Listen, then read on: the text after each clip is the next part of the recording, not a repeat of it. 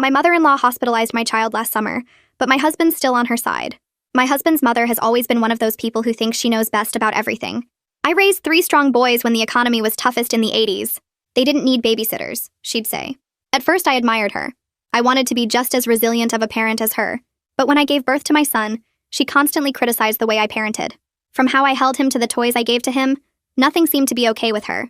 I tried talking to my husband about it, but he just shrugged, saying, "Take it easy. She's always been like that. She just wants the best for us." So for years, I let her little comments just go in one ear and out the other. But recently, she'd gotten a whole lot worse. She started ignoring all the rules I gave when it came to babysitting. I'd say no sugar after 6, and she'd load him up with candy. I'd say bedtime is 8, and she'd keep him up till 10. The worst part was she'd tell my son, "You don't have to listen to mommy's silly rules when grandma is around." And it got so bad that my son started talking back to me saying, "But grandma lets me." Even at family gatherings, my mother-in-law would make fun of me in front of everyone for using a car seat booster for my son. Back then, we didn't need all those expensive baby products. I just threw my kids in the trunk and they turned out fine. When I tried to explain current safety standards, she rolled her eyes and said I was brainwashed by social media. My husband just sat there agreeing to everything that came out of her mouth, and it frustrated me.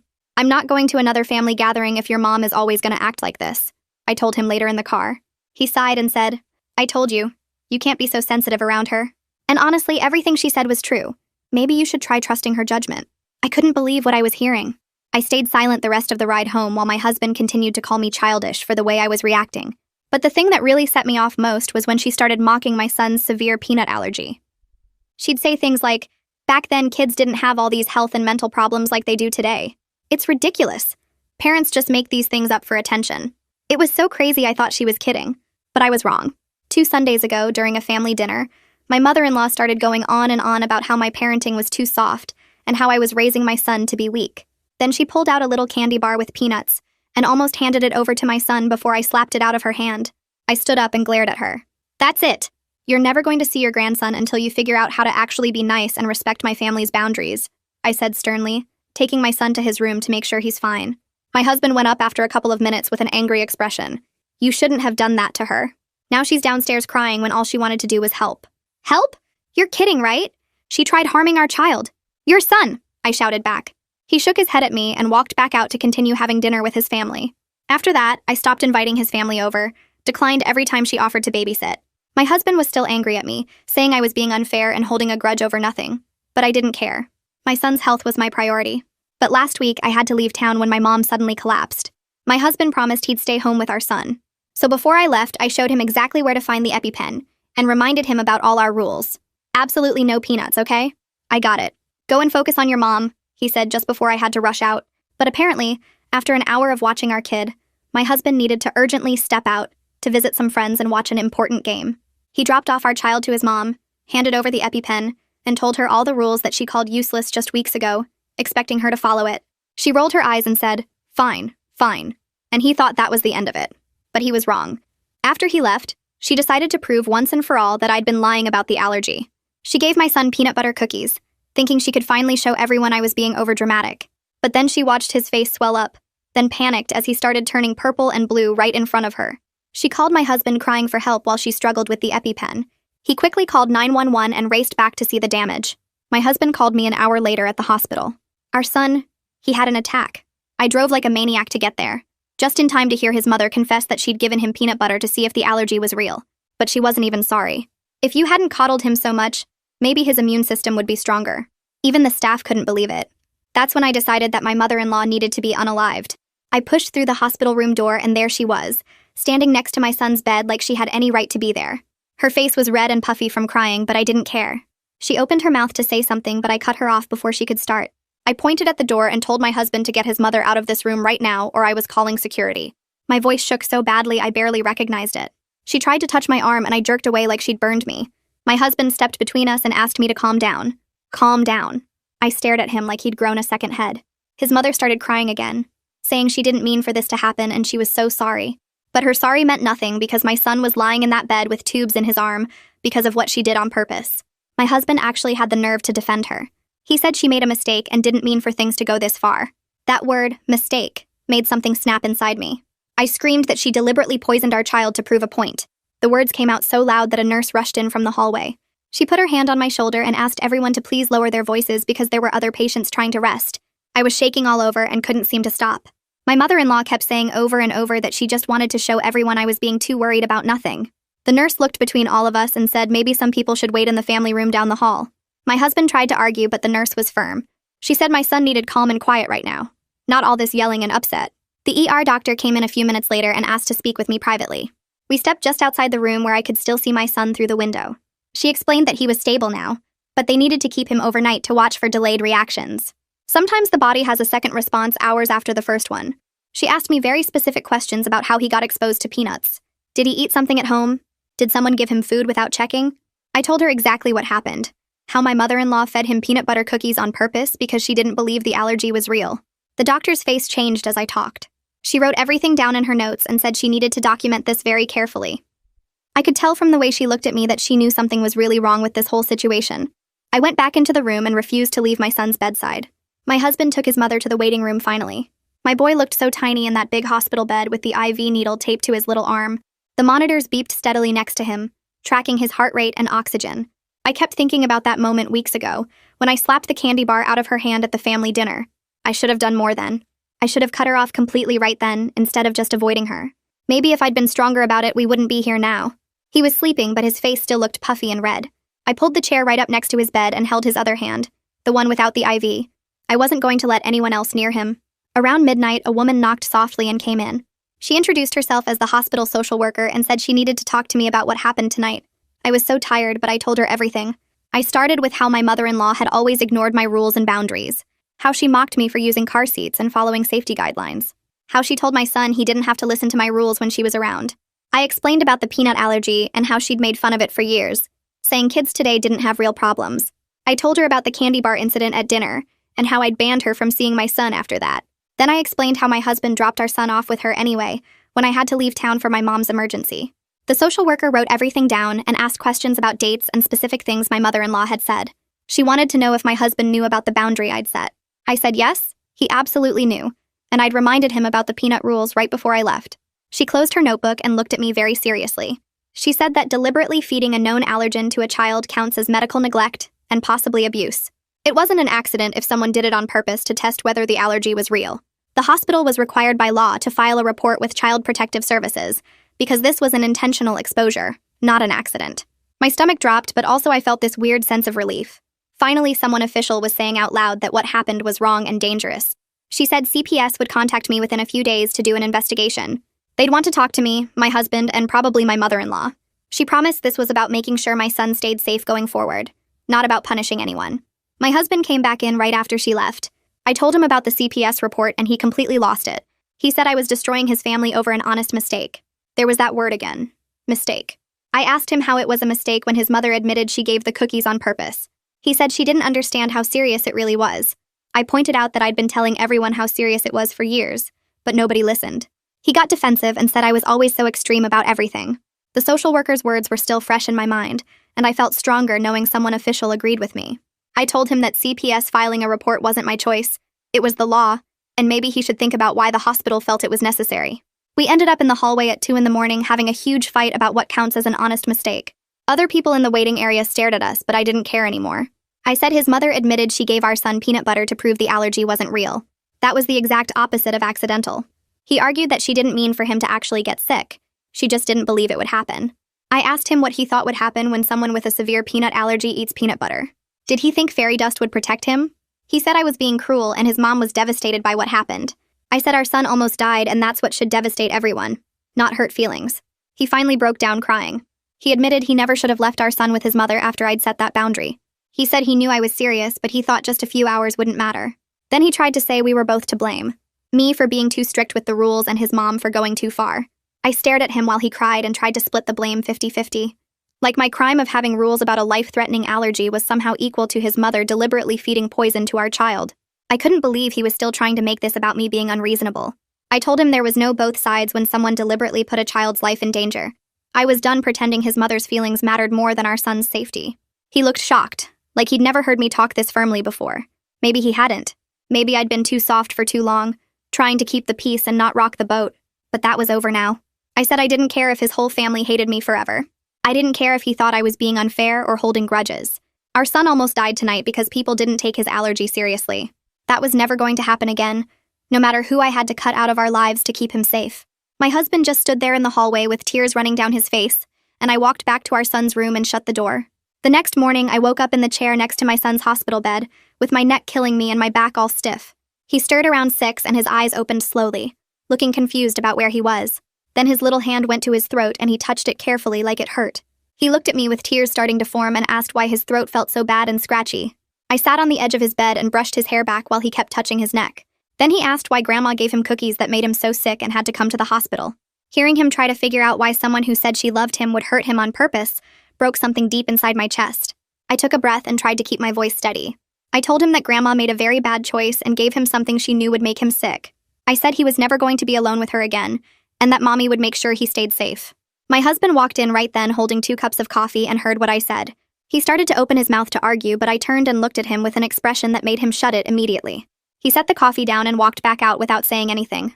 Around noon, a different doctor came in to check my son's vitals and look at his throat. She said the swelling had gone down enough that we could go home, but we needed to follow up with our allergist within the week. She handed me a thick stack of paperwork and discharge instructions. Then she leaned in close and said quietly that she had documented everything exactly as I described it in the report. She touched my arm and said to keep those papers somewhere safe. I thanked her and felt like crying from relief that someone believed me and was taking this seriously. We got my son dressed in the spare clothes my husband had brought, and I carried him out to the car even though he could walk. My phone rang while we were driving, and I saw it was my mom calling from her hospital 2 hours away. I answered, and she immediately started apologizing for the timing of her collapse and asking if my son was okay. I told her he was fine and that none of this was her fault. She asked what I was going to do, and I said I was handling the situation, even though I honestly had no idea if I actually was. She said she'd be released in a couple days and would come stay with me if I needed help. I told her I'd let her know, and we hung up.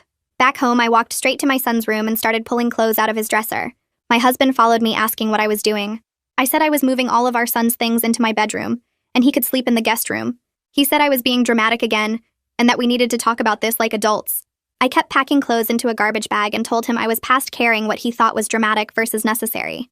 He stood there watching me carry armloads of toys and books down the hall.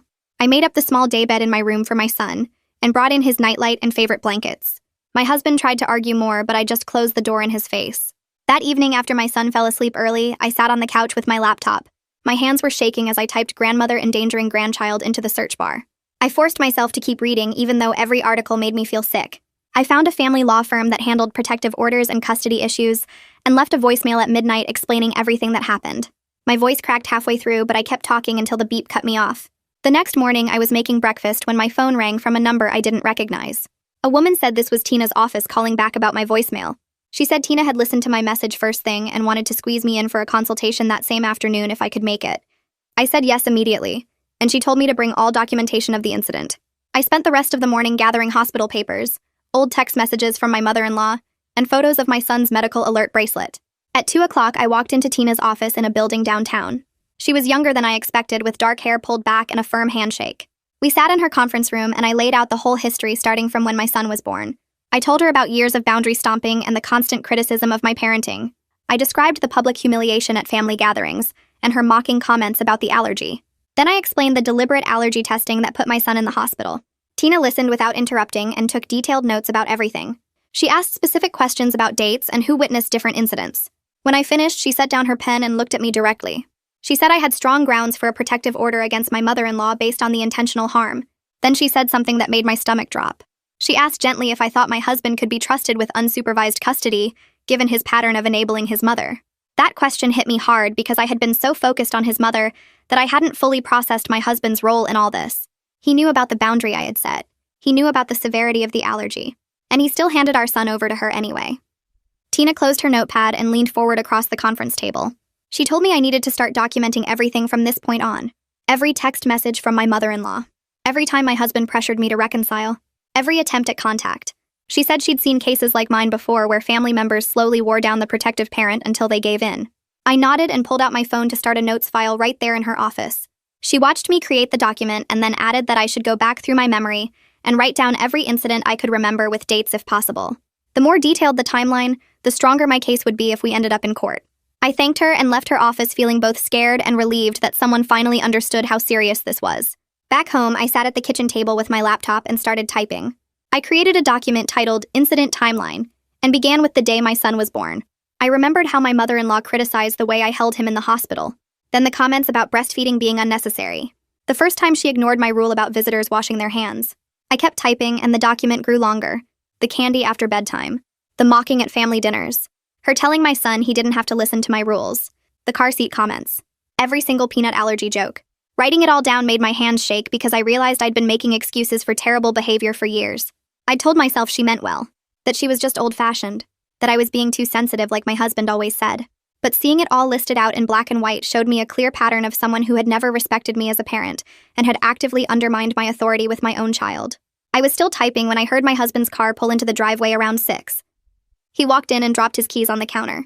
He didn't even ask how my day was or check on our son who was playing in his room.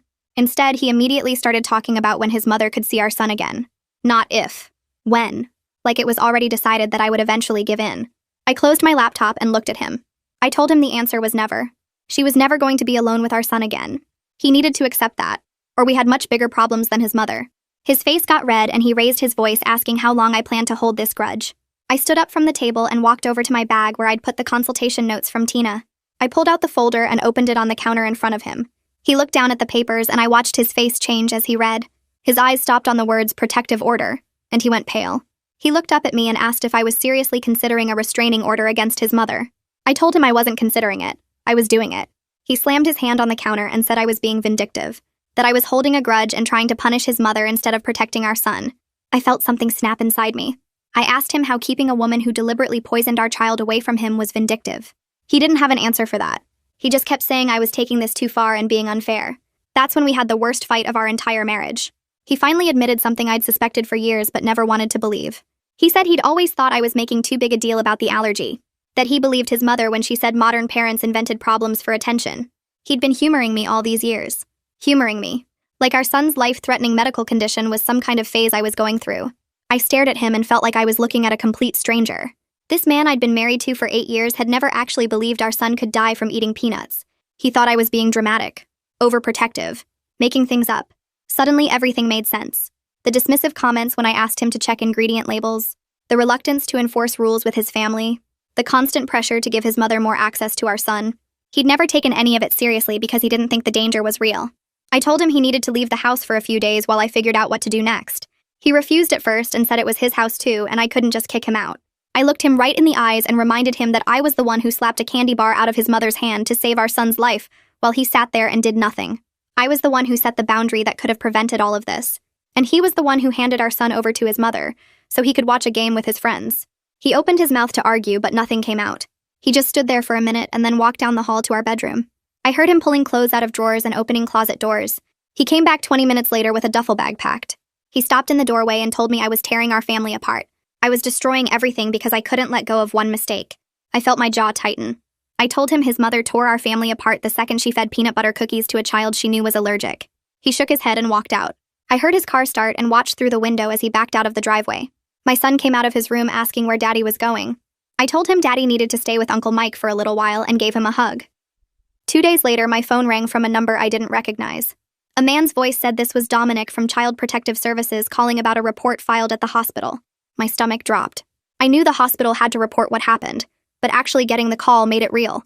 Dominic asked if I could schedule a home visit so he could talk to me and see where my son lived. I said yes right away, even though part of me was terrified of being investigated.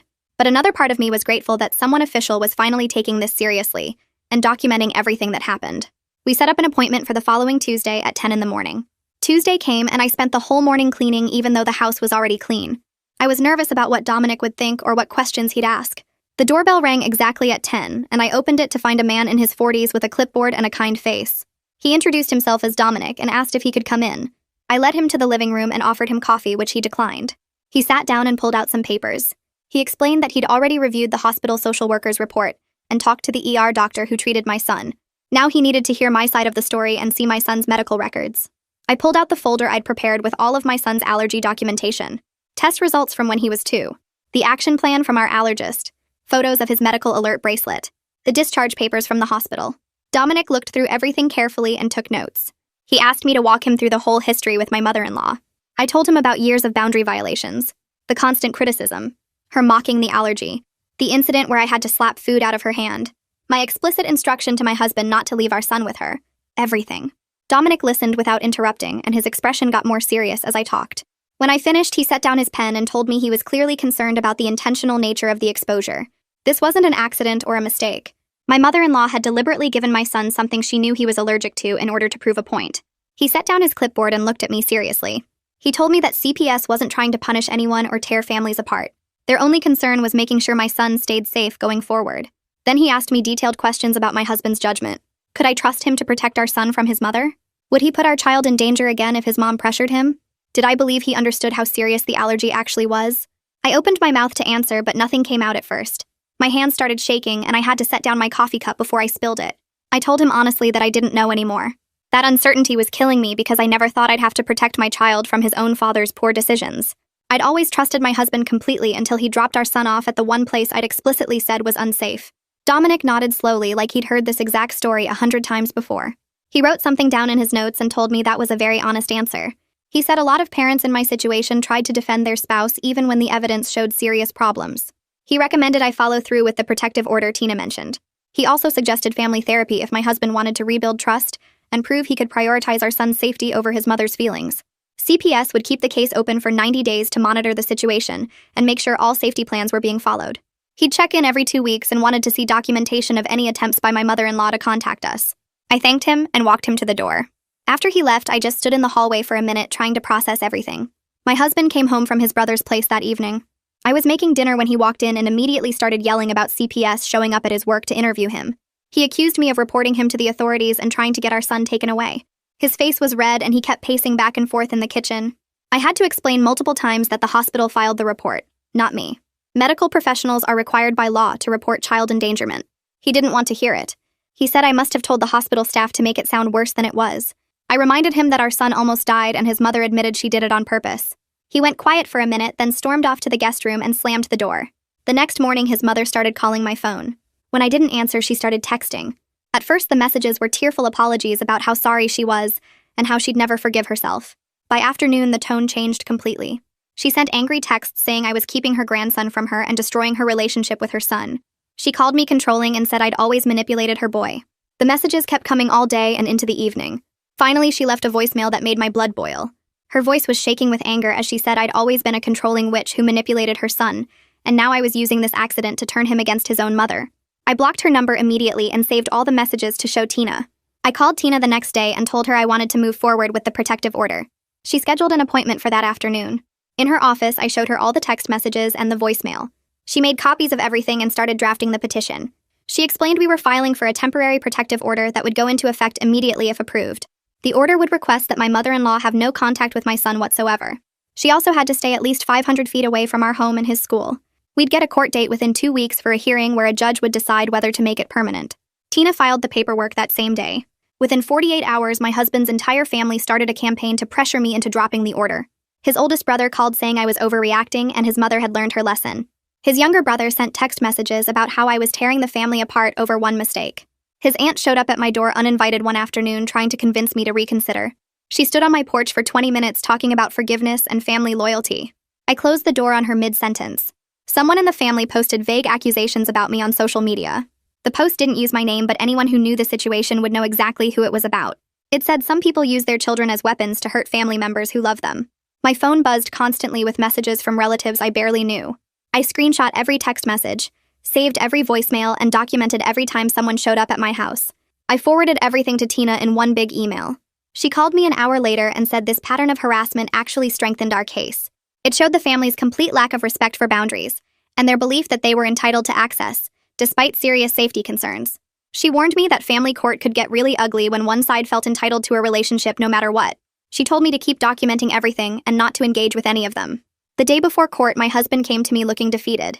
He sat down at the kitchen table and begged me to reconsider. He said his mother was devastated and had definitely learned her lesson. She understood now how serious the allergy was. I looked at him and asked what lesson exactly she'd learned. He opened his mouth, then closed it again. I asked him if she'd ever actually admitted she was wrong or apologized for nearly killing our son. He couldn't answer because she hadn't. She'd never once taken responsibility or shown real remorse. She'd only cried about how this was affecting her and how unfair I was being. He put his head in his hands and didn't say anything else. The next morning, I put on my best clothes and drove to the courthouse with all my documentation in a folder. Tina met me outside and we went through security together. The courtroom was smaller than I expected. My mother-in-law sat on the other side with a lawyer I didn't recognize. She was wearing a nice dress and had tissues in her hand. My husband sat in the back looking miserable. The judge came in and we all stood up. He reviewed the petition and asked to hear from both sides. I went first. I handed over the medical records from the hospital, the discharge papers, the allergist's documentation of the severe allergy. I explained the history of boundary violations and her stated belief that the allergy wasn't real. The judge looked through everything carefully. Then my mother-in-law's lawyer stood up. She cried and said she just forgot about the allergy in the moment. She claimed it was an honest mistake, and she'd never intentionally hurt her grandson. The judge looked at her directly and asked if she gave my son peanut butter on purpose. She hesitated for a long moment. Her lawyer whispered something to her. Finally, she admitted yes. She had given it to him intentionally because she wanted to see if the allergy was actually real, or if I was making it up. The judge's face changed completely when he heard her say that. His expression went from professional to something much harder, like he couldn't believe what he was hearing. He flipped through the medical records again, then looked at my mother-in-law for a long moment before speaking.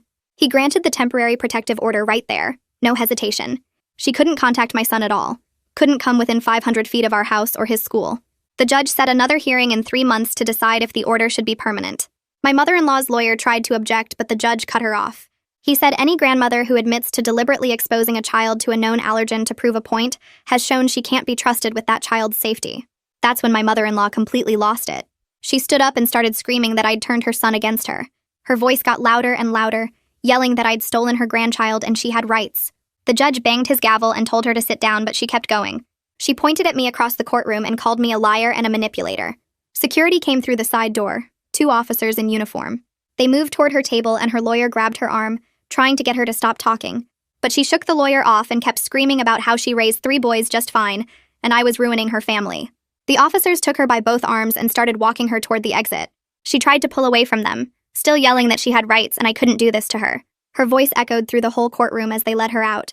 I could hear her in the hallway even after the doors closed. Something about grandparents' rights and how I'd pay for this. The judge looked tired suddenly, like he'd seen this kind of thing too many times before.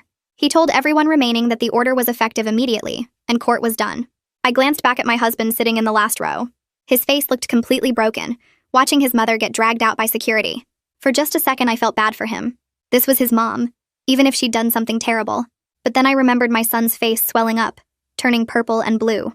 I remembered the panic in my husband's voice when he called from the hospital. My son almost died because she wanted to prove me wrong. I couldn't let feeling guilty about my husband's pain make me forget that. My job was keeping my child safe, not protecting my mother-in-law's feelings or my husband's relationship with her. Tina touched my elbow and we walked out of the courtroom together. In the hallway, she pulled out the official order and showed me the important parts. She said if my mother-in-law tried to contact my son at all, I needed to call the police right away. Any violation of the order could get her arrested. Tina also said I should think about getting a formal custody agreement that specifically said my husband couldn't let his mother around our son. She explained that the protective order only covered my mother-in-law's actions, not my husband's. If he decided to take our son to see her anyway, the current order wouldn't stop him. I felt sick thinking about that possibility, but Tina said it was better to have everything in writing now, rather than deal with problems later. The next week I had the follow-up appointment with Louis, our son's allergist. I'd been seeing him since my son was 2 and the allergy was first discovered. His office was in a medical building near the hospital, the walls covered with posters about different allergens. Louis came in with my son's file and sat down across from me. I told him everything that happened. His face went from concerned to completely shocked as I explained how my mother-in-law deliberately fed my son peanut butter cookies. He kept shaking his head like he couldn't believe it. When I finished, Louis immediately said he'd write a detailed letter about the severity of the allergy. He pulled out his laptop right there and started typing, asking me questions about the exact timeline of the reaction. He documented how fast my son's face swelled, how quickly he turned blue, how close we came to losing him. The letter outlined every risk of intentional exposure and explained why my son could never be around someone who didn't take the allergy seriously. Louis printed it out and signed it, then made 3 copies for me.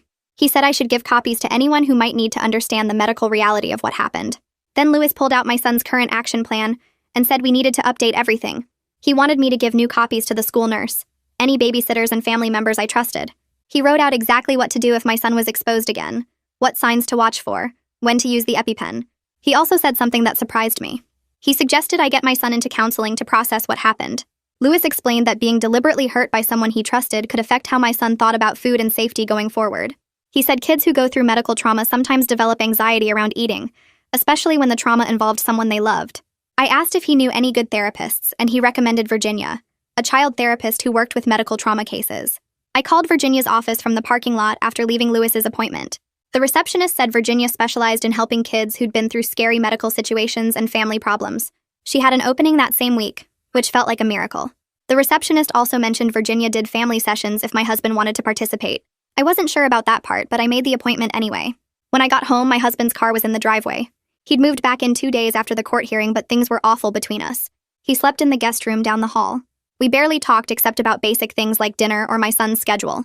The whole house felt heavy with tension, like the air was hard to breathe. I'd catch him looking at me sometimes with this expression I couldn't read. Part angry, part sad, part something else. I wasn't ready to make any big decisions about our marriage. Everything was too chaotic and I needed to focus on my son first. But living like roommates who hated each other was slowly killing me. I just didn't know what else to do. Then something changed. My husband's brother apparently called him and told him he'd screwed up badly. His brother said he needed professional help to figure out why he'd chosen his mother over his own kid's safety. My husband actually listened. He found a therapist and started going once a week. He told me about it one night when I was making dinner. He said he was trying to understand his own behavior and take responsibility. I wanted to believe him, but I'd heard promises before. I told him I was glad he was getting help, but that I needed to see actual change, not just words. He nodded and didn't argue. That felt different. Maybe he was finally getting it, but I wasn't holding my breath. Around the same time, my son started having nightmares. He'd wake up crying, saying the food was making him sick. During meals, he'd ask me 10 times if I was sure something was safe to eat. He only wanted to eat things he watched me prepare from start to finish. If someone else cooked or if we got takeout, he'd refuse to touch it. At his first session with Virginia, I explained what was happening. She said this was a completely normal trauma response. My son had learned that food could hurt him, and that people he trusted might give him dangerous food. His brain was trying to protect him by making him scared of eating anything he couldn't control. Virginia said they'd work through it slowly using play therapy. She'd help him rebuild his sense of safety around food and learn to trust again. It would take time, but kids were good at healing if they got the right support. Hearing that made me feel a little better. Like maybe we'd get through this eventually. 2 weeks after the protective order went into effect, my phone rang while I was making lunch. The school secretary's voice was tight with worry when she told me my mother-in-law was in the parking lot during pickup time. She'd recognized her from the photos I'd given them as part of our safety plan. My stomach dropped and I told her I was on my way. Then she said she'd already called the police like we'd discussed. I grabbed my keys and drove to the school going way over the speed limit, my hands shaking on the wheel. When I pulled into the parking lot, I saw a police car already there, and Randy walking toward my mother-in-law's vehicle. She was standing next to her car with her arms crossed, and even from a distance I could see her face was red. Randy was taking notes while she talked, and I parked as far from her as possible before getting out. He waved me over after a few minutes and explained that he'd documented everything. My mother-in-law tried claiming she just wanted to see her grandson from across the parking lot, that she wasn't trying to make contact. Randy told her it didn't matter what her intentions were because any contact violated the court order, even being within 500 feet of the school. She started crying and saying this was ridiculous, that she had rights as a grandmother. Randy stayed calm and professional, explaining she was now in contempt of court, and this violation would be reported to the judge. He gave her a warning that she needed to leave immediately, or she'd be arrested. She got in her car and drove away, but not before giving me a look that made my skin crawl. Randy walked me to the school entrance and I was shaking, so badly I could barely stand. The secretary brought my son out through the office entrance so he wouldn't have to walk through the main pickup area. He didn't see his grandmother and had no idea anything was wrong, which was the only good thing about the whole situation. Randy handed me the incident report number and told me this would definitely be noted in the court file for the permanent order hearing. He said judges took violations seriously, especially when they happened this soon after the order was granted. I thanked him and got my son into the car, checking my mirrors constantly on the drive home to make sure she wasn't following us. When my husband got home from work, I told him what happened before he could even put his bag down. For once, he didn't defend her or make excuses. He got angry, but this time the anger was directed at his mother instead of at me. He said she was jeopardizing any chance she might have for supervised contact in the future, that she was being stupid and selfish. It was the first time since this whole nightmare started that he'd held her accountable instead of blaming me for being too strict. I felt something shift between us, like a tiny crack had formed in the wall we'd built.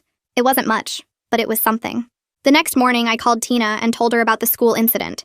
She said she'd file a motion to show cause, which meant my mother-in-law would have to appear before the judge and explain why she shouldn't be held in contempt. The hearing was scheduled for 2 weeks later, and Tina said the judge would not be happy about a violation happening so quickly. When the day came, my mother-in-law sat in the courtroom looking like she'd been crying for days. The judge asked her directly why she'd gone to the school when she knew it violated the protective order. She stammered something about just wanting to see him, that she missed him so much. The judge cut her off and said the order was crystal clear, and ignorance wasn't an excuse. He warned her that another violation would result in criminal charges and possible jail time, and that she was lucky he wasn't putting her in jail right now. She nodded and cried but didn't say anything else. After court, my husband told me he needed to talk to his mother alone. He went to her house that evening and apparently had what he called a come-to-Jesus moment with her. He told her she needed to respect the court order and stop trying to manipulate the situation or find ways around it. She told him he was betraying her, that I'd turned him against his own mother. He said no. She'd betrayed all of them when she deliberately endangered her grandson's life. She tried to argue, but he left before she could guilt-trip him into backing down. When he came home that night, he sat down with me at the kitchen table and actually apologized. Not the half-hearted, sorry you feel that way apology, but a real one. He said he was wrong to minimize my concerns about his mother, wrong to enable her behavior for so long, and wrong to prioritize her feelings over our son's safety. He admitted he should have believed me about the allergy from the start, and never should have left our son with her that day. I told him I appreciated the apology, but trust had to be rebuilt through actions, not just words. He agreed and said he wanted to attend family therapy with Virginia to work on things. He also said he'd support the protective order staying in place for as long as necessary, even if it meant his mother never got unsupervised contact again. Over the next 2 months, we slowly started acting like a family again instead of hostile roommates. Everything felt fragile, like one wrong move could shatter whatever progress we'd made. But my husband proved himself by actually following through on his promises. When his mother called him crying and begging to see her grandson, he told her no. When his brother tried to pressure him into talking me into dropping the order, he shut that down immediately. He started putting our son's needs first, and stopped making excuses for his mother's behavior. We went to therapy every week with Virginia, and my husband worked on understanding why he'd enabled his mother for so long. It turned out he'd spent his whole childhood being told that family loyalty meant never questioning or challenging her, no matter what. Breaking that pattern was hard for him, but he was trying.